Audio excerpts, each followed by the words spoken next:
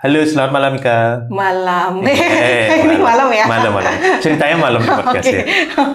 Saya mau nanya dong, Mik. Iya, boleh nanya apa? Kemarin kan saya lihat di TikTok, ada seorang suami yang sudah menikah, tapi rasanya dia tidak seperti orang menikah katanya. Kok bisa? Jadi satu sisi dia kehilangan kebebasannya katanya.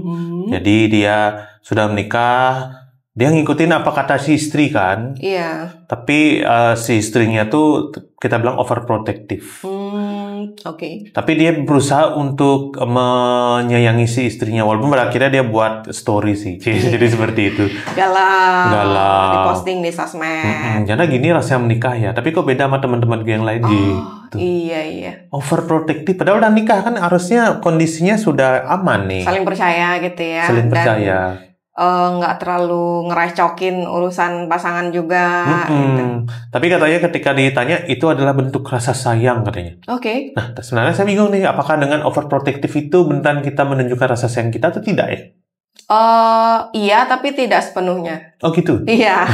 Gimana tuh? Karena sebenarnya kan akarnya ya pasti perasaan cinta itu sendiri gitu kan. Tapi yang lebih mendasari kenapa akhirnya seorang bisa overprotective ke pasangannya itu adalah tentang ketakutan terhadap pasangannya. Ketakutan? Iya, ketakutan, takut kehilangan, takut tidak dekat lagi, takut dia gimana-gimana di luaran sana. Sampai akhirnya itulah yang memicu overprotective ini. Kata orang katanya overprotective itu bisa buat kecanduan, itu benar nggak sih? Apapun sebenarnya bisa membuat kita kecanduan, Yud. Termasuk overprotective. Oh, waduh, setara nikotin. Kayak orang rokok kan ada kecanduan nikotin gitu. Iya, karena pertama kita sudah terbiasa melakukan itu gitu ya. Kita sudah terbiasa memproteksi pasangan kita. Terus pasangan kita terbiasa menerima itu. Kalau misalnya cut gitu aja, alias selesai gitu aja, nggak ada yang namanya overprotective lagi, atau mungkin dikasih silent treatment mungkin ya, didiemin gitu kan, itu pasti bingung. Kok nggak ada, kok nggak kayak biasanya ya gitu. Oh, justru bisa buat bingung ya malah kalau nggak dikasih seperti itu ya? Benar. Aneh ya? Ujung-ujungnya ini akan ngarahnya ke toxic relationship. Oh iya sih. Tapi apakah dalam sebuah hubungan itu dia bisa disadarkan atau tidak sebenarnya? Kesadaran itu kan rata-rata sebenarnya dari diri sendiri ya. Kalau misalnya sudah ada something yang dirasa merugikan, misalnya nih pasangannya benar-benar nggak suka banget diprotektifin seperti itu gitu kan, diproteksi terlalu berlebihan. Akhirnya dia memilih meninggalkan. Itu kan pastinya tidak menguntungkan dia yang memberikan proteksi berlebihan itu. Di situ mungkin akan ada titik-titik kesadaran. Ternyata overprotective nggak bagus juga ya, nggak baik juga ya gitu. Tapi ini pasti kayak panjang lah prosesnya, Yud. Benar ya. Dan kalau misalkan kita lihat kan orang overprotective itu tadi Mika bilang karena ketakutan nih. Iya. Dengan cara istilahnya kayak memprotektifkan orang, apakah itu menolong dia atau tidak sebenarnya? Tidak menolong, tapi memberikan rasa aman yang semu. Semu. Iya, jadi rasa amannya semu sebenarnya sesaat.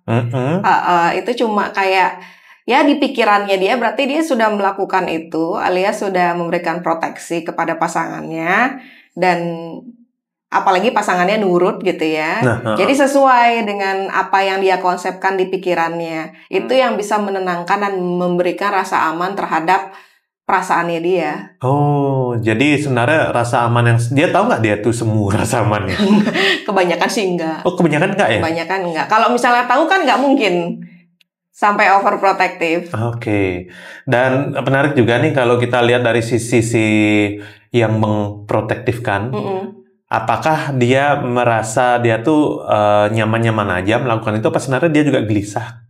Pasti ada sensasi gelisahnya ya. Pasti ada ya? Pasti ada. Sensasi gelisah itu muncul karena ketika kita memberikan proteksi berlebihan, ada dua arah yang berbeda. Dalam artian pasangan kita mau menerima itu, nurutin kita atau enggak.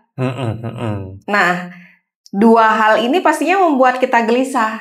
Karena kita kayak apa ya, ingin mengontrol pasangan kita lewat proteksi tersebut. Oke. Kalau misalnya seandainya memang udah jelas-jelas si pasangan nurut, ya baguslah seperti yang sudah saya bilang tadi, ada rasa aman gitu ya. Tapi kalau misalnya si pasangan ini nggak mau, loh kok saya diatur-atur sih gitu kan.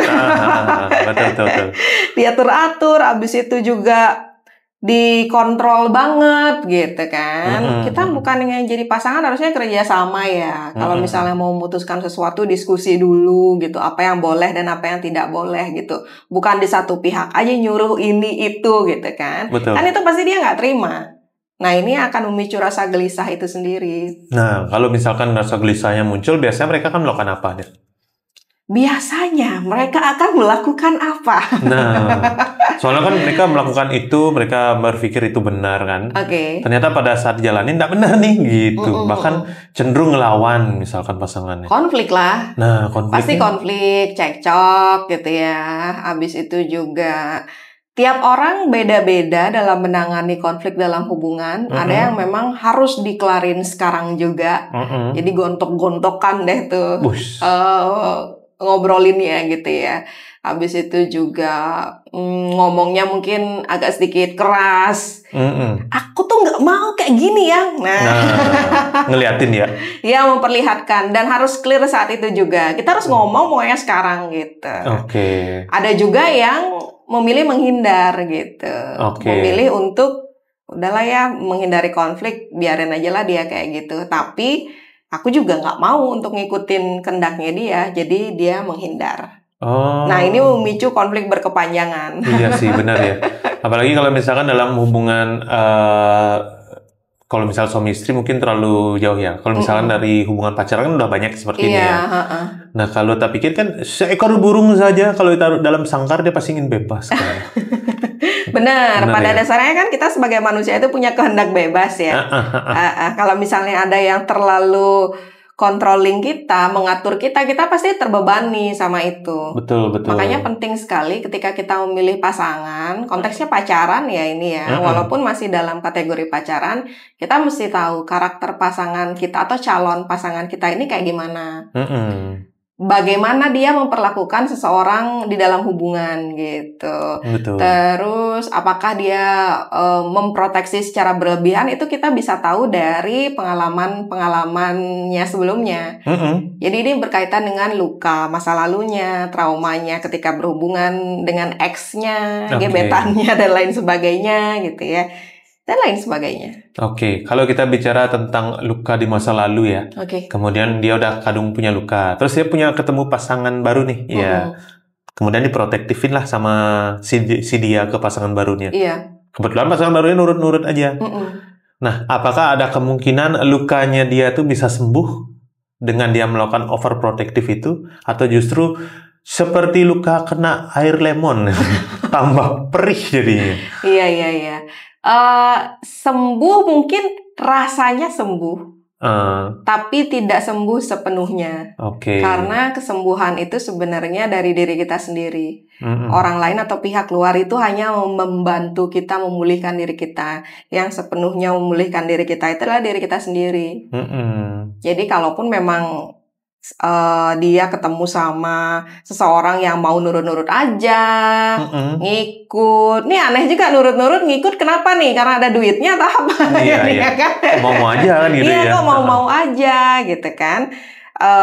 Itu bisa menciptakan sembuh yang semu, rasa aman yang semu itu tadi gitu. Pasti akan ujung-ujungnya hambar juga. Kok dia nurut-nurut aja sih gitu.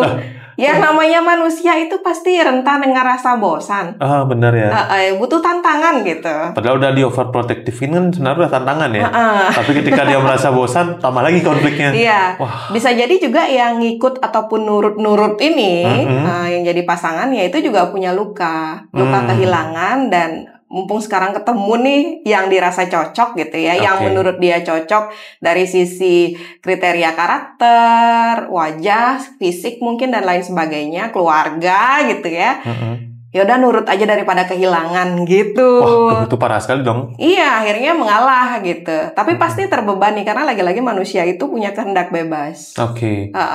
Kalau misalkan dia overprotective, misal pacaran nih, lolos ya, sampai menikah, masih overprotective, lolos juga, baik-baik aja. Bisa nggak luka ini turun ke anak-anaknya? Sangat bisa. Sangat bisa. Itu namanya generational trauma. Generational trauma. Iya, jadi trauma yang lintas generasi gitu diturunkan sampai anak cucu 7 turunan mungkin kalau misalnya nggak diselesaikan sekarang itu bakal terus ada. Parah juga ya. Parah. Wah. Jadi memang dimulai dari pacaran ini. Iya benar-benar. Jadi memang kita harus melihat ke depan ya. Bener. Jangan mikir ke sekarang aja. Nah iya. Kalau misalnya merasa masih punya luka masa lalu, trauma atau sebelumnya pernah kehilangan seseorang yang dicintai mungkin dan nggak pengen kehilangan lagi, mending beresin diri sendiri dulu. Benar-benar ya. Beresin luka-luka itu dulu sampai akhirnya kita ketemu pasangan yang tepat, kita bisa mencintai secara sehat. Wah benar, karena hidup sehat sekarang tuh mahal ya. Iya. Ya semangat ya berarti untuk yang merasa ke dalam sangkar. Ingatlah. Anda juga seperti burung, maksudnya ingin bebas. Iya, kan kita manusia toh, kita bukan peliharaan ya kan. Iya. Berpasangan kan ada kerjasama. Semoga nanti bisa ketemu pasangan yang memperlakukan saya tidak seperti dalam sangkar.